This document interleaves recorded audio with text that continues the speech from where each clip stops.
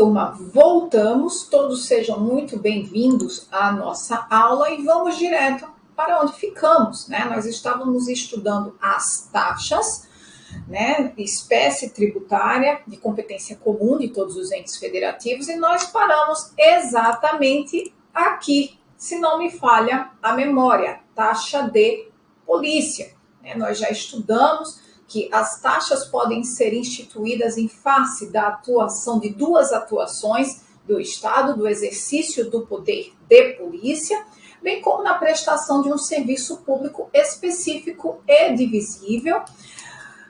O poder de polícia nada mais se traduz do que em fiscalização.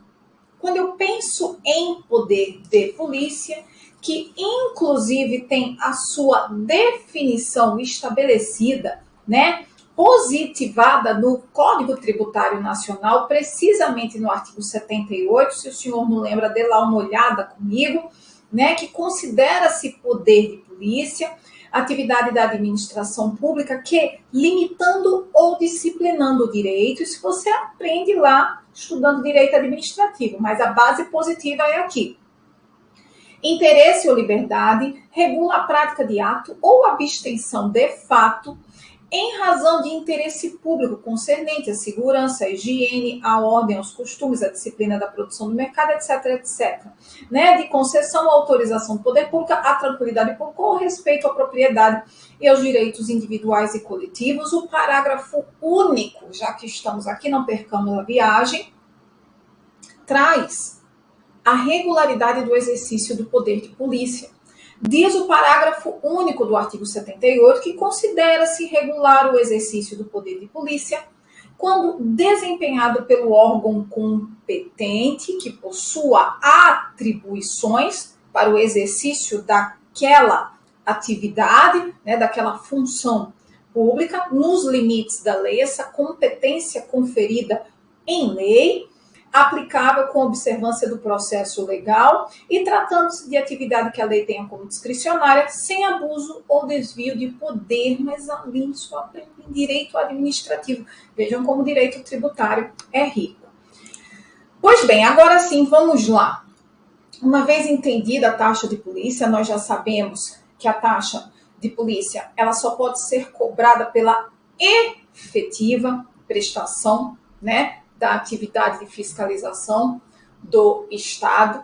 E aqui eu trago algumas jurisprudências importantes para os senhores que têm sido cobradas, né, essas jurisprudências em prova. O STF, no RE 416.601, assentou que é constitucional a taxa de renovação do funcionamento e localização municipal, desde que haja o efetivo exercício do poder de polícia, que é demonstrado, é aqui que está o pulo do gato, pela mera existência de órgão administrativo que possui estrutura e competência para a realização da atividade de fiscalização.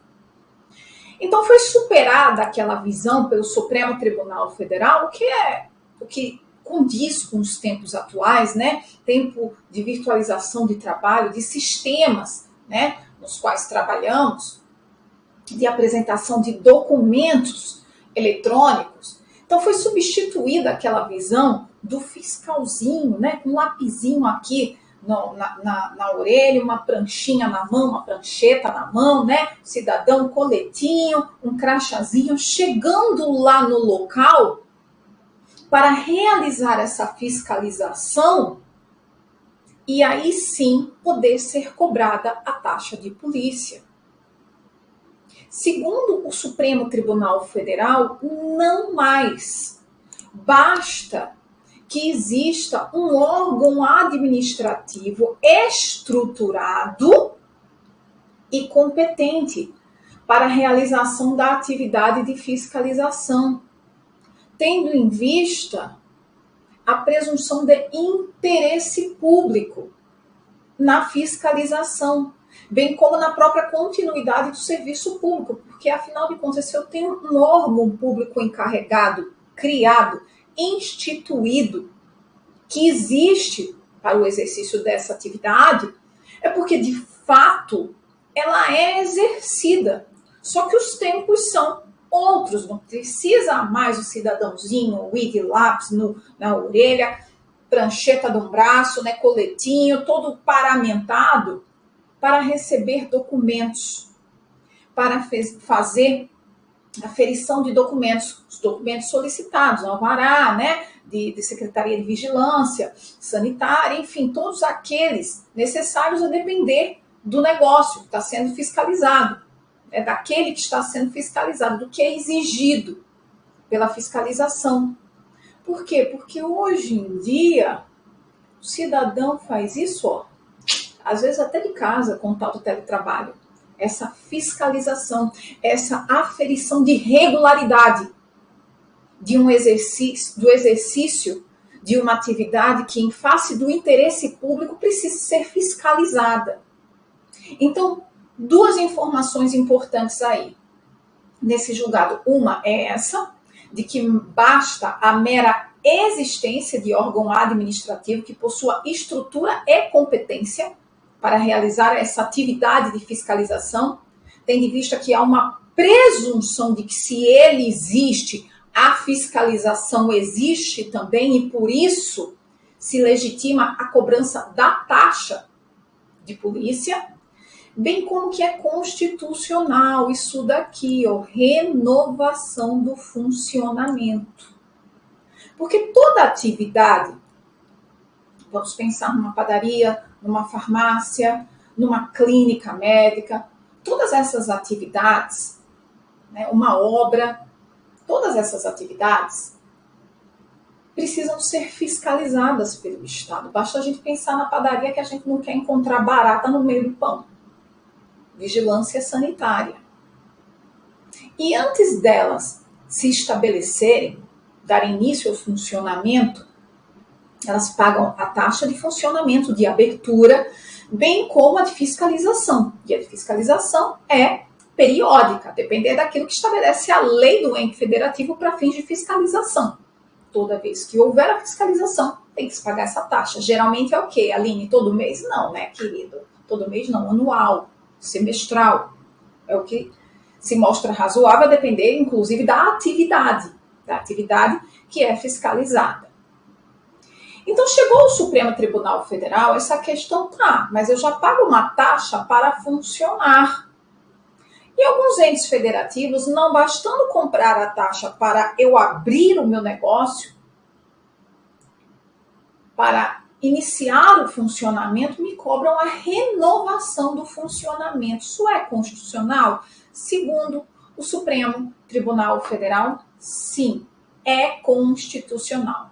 Tenham atenção a esse julgado, porque ele tem caído em prova, especialmente no que diz respeito à mera existência de órgão administrativo, a legitimar, que tem a competência para realizar a fiscalização, a legitimar a cobrança da taxa. Porque, inclusive, isso é uma superação de jurisprudência do Supremo Tribunal Federal, é uma modificação em face do tempo, uma mutação da jurisprudência em face dos tempos atuais. Direito é isso, né, gente? A gente precisa lembrar que o direito é uma ciência feita por homens e para homens que vivem em quê? Em sociedade. E a partir do momento que a sociedade muda, né, as complexidades são outras, o direito precisa se adaptar. E foi isso que fez no julgado o Supremo Tribunal Federal. Ainda, STJ, taxa de desarquivamento de processo. O papo aqui foi o seguinte: um poder judiciário editou, tá? Poder judiciário de uma federação, de uma dos entes federativos, né? De algum estado ou do Distrito Federal, que falando, no caso seria a União do DF, né? Que é mantido pela União, editou um decreto, um ato infralegal, cobrando uma taxa para o quê? Para desarquivar o processo. Isso bateu no STJ em um mandado de segurança, está aqui o ente federativo, São Paulo. Pronto. E o que era que se questionava? Olha, se é uma taxa em face da prestação de um serviço público, de desarquivamento dos autos, isso é tributo, serviço público específico divisível. É um desdobramento de prestação jurisdicional. Pois bem, isso é taxa, isso é tributo. E se isso é taxa e tributo, né, se é um tributo de natureza taxa, eu preciso de lei. E não portaria, eu não lembro nem se foi um decreto, perdoe-me se eu falei decreto, eu acho que eu falei decreto, não foi decreto, gente, foi resolução, uma resolução, pronto. O expediente normativo, o veículo foi uma resolução. E resolução não atende o quê? Ao princípio da legalidade, que nós vamos ver em breve, para instituição de tributos, que não tem, aqui eu já adianto, nenhuma exceção. Não tem, peraí, para instituir nenhuma exceção. É lei. Taxa é espécie de tributo e a Constituição exige a edição de lei para a instituição de um tributo. E aqui está tudo errado. Primeiro, porque não poderia ser por resolução. E segundo, porque a quem caberia a iniciativa de uma taxa judiciária? Do Poder Judiciário. Ao Poder Judiciário, porque é matéria que trata de matéria afeta ao Poder Judiciário. Isso, inclusive, está lá na ADI 3.629, ação direta de inconstitucionalidade, Lei 933 de 2005 do Estado do Amapá, de origem parlamentar. O problema já começa ali, na iniciativa. Tem um vício de iniciativa. No caso de São Paulo, não tinha, porque partiu do próprio TJ. Não obstante, o veículo, né, não era o adequado, que era uma resolução. Precisaria o quê? O TJ deflagrar, né, o processo legislativo encaminhando um projeto de lei para a Assembleia do Estado de São Paulo. Não é isso? É isso. E eis aqui o problema. No Estado do Amapá, Lei 933 de 2005, é estranho, né, gente? 933, a gente está acostumado, eu, por exemplo, na atuação, eu estou acostumado a ler 12 mil e lá vai fumaça, 13 mil e lá vai fumaça, não sei quantos mil, aí você vê uma lei com um númerozinho tão baixo, isso é estranho, mas é isso mesmo. Lei 933 de 2005, do Estado do Amapá, de origem parlamentar. Existe um vício formal, uma inconstitucionalidade formal, concessão de isenção de taxa judiciária para pessoas com renda de até 10 salários mínimos. Após a emenda constitucional 45 de 2004, a iniciativa de lei sobre custas judiciais foi reservada para os órgãos superiores do Poder Judiciário. E aqui abro um parêntese, e aqui é um entendimento meu, independentemente de se tratar de custas, quando eu falo de matérias afetas ao Poder Judiciário, a iniciativa é do Poder Judiciário, inclusive as custas dos seus serviços. Precedentes. 4. Norma que reduz substancialmente a arrecadação da taxa judiciária, atenta contra a autonomia e a independência do Poder Judiciário asseguradas pela Constituição Federal, e isso não tem nada a ver com emenda 45, isso é desde que o mundo é mundo. Quanto que o mundo é mundo? Ali em 5 de outubro de 1988 para a gente. A autonomia do Judiciário está lá desde 5 de outubro de 88, né? Administrativa e financeira. Antes sua vinculação ao custeio da função judicante. Ação direta de inconstitucionalidade julgada procedente. Ainda com os senhores, súmulas 412 do STJ, que era para estar aí. Eita, Aline, você nem colocou aí, né? Vou ter que pegar meu vadimeco, pois vá pegar, porque já devia estar na sua mão. assim como o meu está, e sigo aqui com os senhores. Súmula 412. Vamos fazer o seguinte, vamos direto na 545 do STF, porque já está aberta aqui para mim. Súmula 545 do STF fala de preços de serviços públicos e taxas. Não se confundem, porque estas, diferentemente daquelas, são compulsórias e têm sua cobrança condicionada a prévia autorização orçamentária em relação à lei que as instituiu. Aqui a gente vai tratar da diferença entre taxa e preço público. E para completar, súmula 412 do STJ, que diz que a ação de repetição de indébito de tarifas de água e esgoto sujeita-se ao prazo prescricional estabelecido no Código Civil, reconhecendo a natureza de preço público dessas cobranças, uma vez que uma vez que esses serviços foram delegados pelo Estado. Quando eu falo de preço público, eu estou falando de uma sujeição alternativa, diferentemente do tributo, da taxa, que a minha sujeição é o quê? Compulsória. Uma vez praticado o fato gerador, qual seja, exemplo, demandar uma atividade do Estado específica, um serviço público específico e divisível, você vai ter que pagar taxa, ou potencial. Uma vez que você precise da fiscalização do Estado, não tem jeito, não é uma relação contratual. É uma imposição unilateral da lei, que o Estado te diz, olha, você precisa desse serviço público? Joia, só quem presta sou eu, o Estado. Eu não deleguei a uma concessionária. Assim sendo, fato gerador de taxa, você tem que pagar.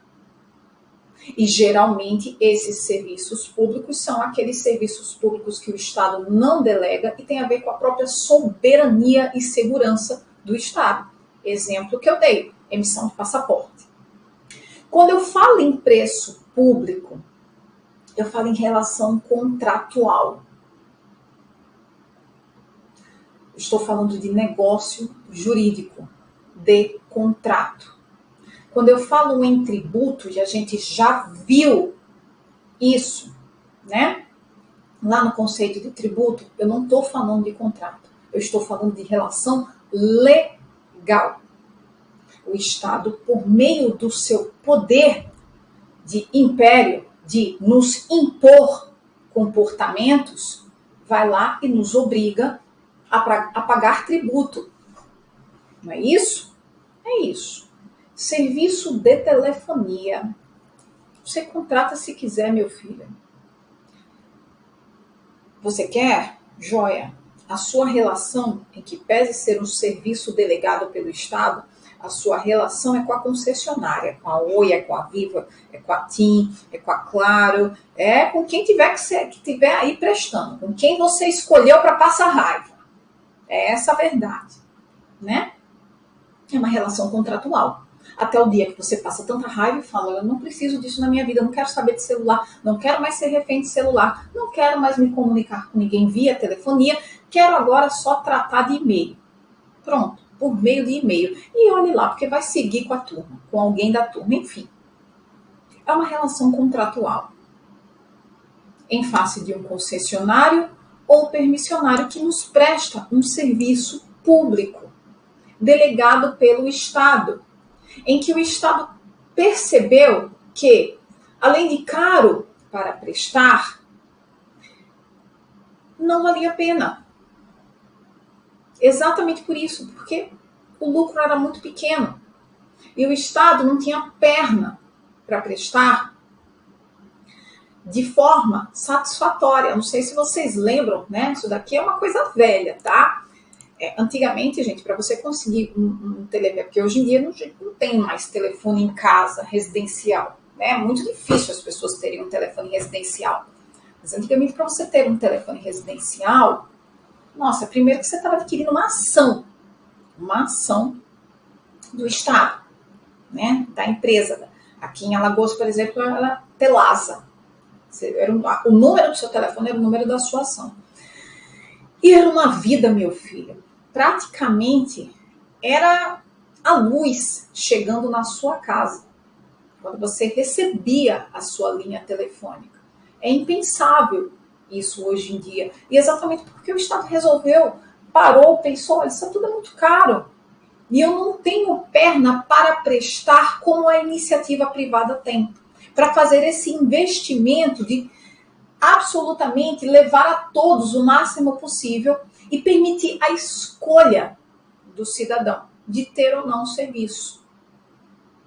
Então é essa a questão, a diferença, o que substancialmente difere o preço público tarifa da taxa.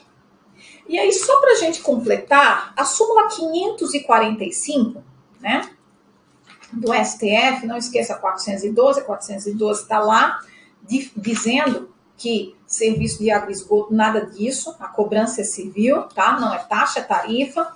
E a 545 do Supremo Tribunal Federal, ela tentou traçar uma diferença, até fez, mas tem alguns furos no que diz respeito especialmente à prévia autorização orçamentária, porque isso tinha a ver com o princípio da anualidade. Então, isso não está valendo mais para a gente, porque às vezes a gente lê e tenta entender, nossa, mas espera aí, não estou entendendo essa prévia autorização orçamentária. Eu não lembro de tributo precisar de prévia autorização orçamentária para ser instituído, né? Especialmente uma taxa. Constituição de 88 não trouxe o princípio da anualidade orçamentária, não replicou ele, e essa súmula 545, ela é anterior, tá, gente, à Constituição Federal de 88, e ela diz que preços de serviços públicos e taxas, já existia a diferença. Não se confundem, porque as taxas, diferentemente daqueles, os preços públicos, são compulsórias, joia, e tem sua cobrança condicionada, isso aí vocês esquecem.